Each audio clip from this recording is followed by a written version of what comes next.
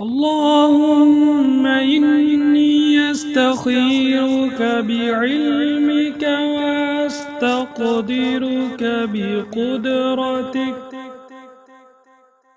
وأسألك من فضلك العظيم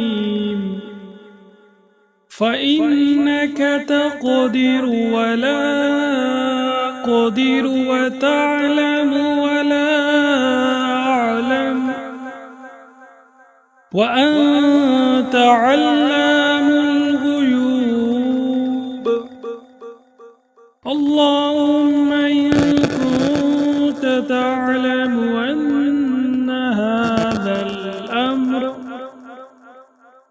خير لي في ديني ومعاشي وعاقبة أمري فاقدره لي ويسره لي ثم بارك لي فيه.